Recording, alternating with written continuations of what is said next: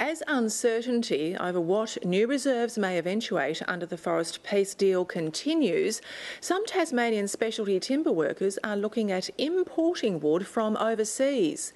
Fears the supply of iconic species will disappear under the deal has led to the move. The Tasmanian Greens have proposed to stop exporting the minor species to timber workers interstate in a bid to protect local supply, but law experts say that'd likely breach the Constitution.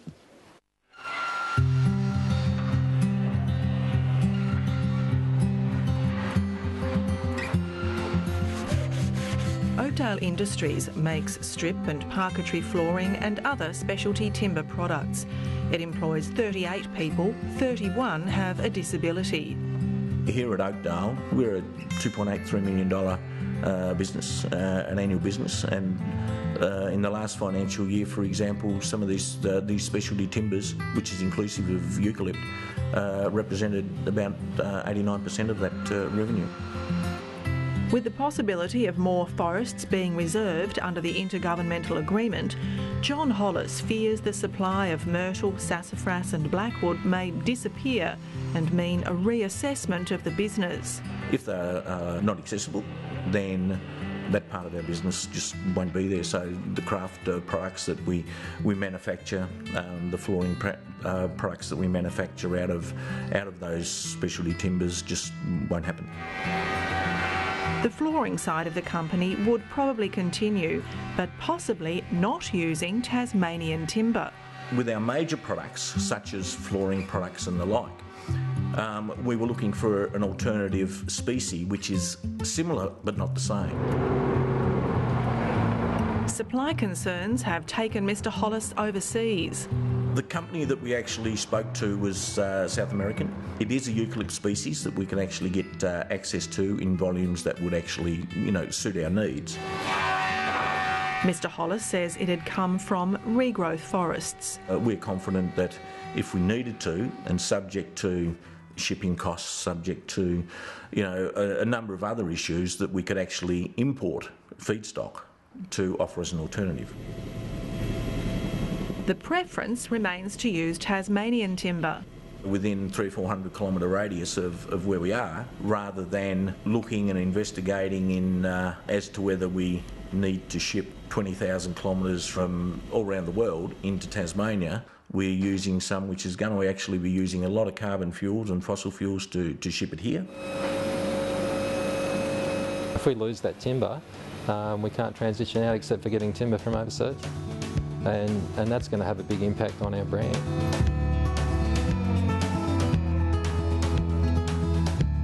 Andrew Denman set up his boat building and restoration business 7 years ago after graduating from the Wooden Boat School at Franklin. Why would someone from Sydney come down here to get a boat built out of African mahogany? They come here to get boats built out of Huon pine and celery top pine and all the endemic boat building timbers that we have down here. And if we lose that competitive advantage, we're sunk. Mr Denman says special timber users like himself have been largely forgotten in the debate over the forest industry. Definitely. If you look at the amount of references to special timbers in the IGA, there's probably one or two. Like Clause 17 discusses the fact that specialty timbers will be harvested at 12,500 cubic metres a year subject to verification, and that was pretty much the only reference in there, really. A massive oversight, he says, given its contribution to the state. Well, how big is the industry?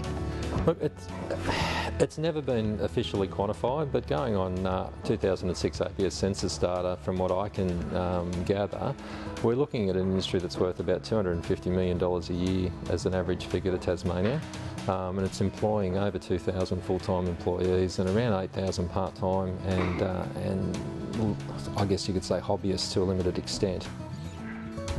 Mr Denman says it's clear from the work done for Professor Jonathan West's verification reports that the special timber industry is an unknown quantity. I've emailed Professor West and also emailed Bob Smith, who was working for Professor West with the IBG. They both acknowledged that there would be a demand study into the specialty timber industry to see what we needed, and we haven't seen that yet. It's still an ongoing part of the work to be completed by Bob Smith's socioeconomic report, and also in Mark Bergman's in his wood resource scenarios, it was very clear in the first scenario, it says there was not enough data to actually include specialty timbers in any of the wood resource scenarios. So we've just basically been totally forgotten about. Yet in an email to Mr Denman, Professor West says the IGA does state specifically that your industry's needs will be provided for at the level of 12,500 cubic metres per year, or whatever other amount is determined to be necessary. Although it's only weeks before legislation on new reserves is meant to be prepared for Parliament, Professor West says the study of the special timber industry is yet to be completed. Mr Denman wonders how the agreement can promise a supply without knowing what the volume is.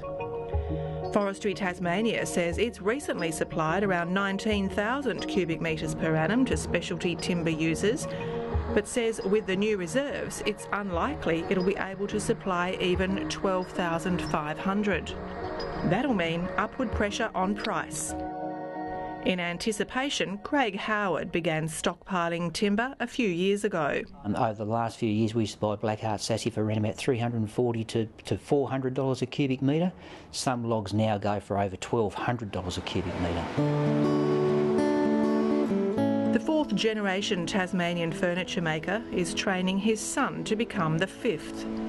He uses traditional methods such as hand-cut dovetails and exports around Australia and internationally.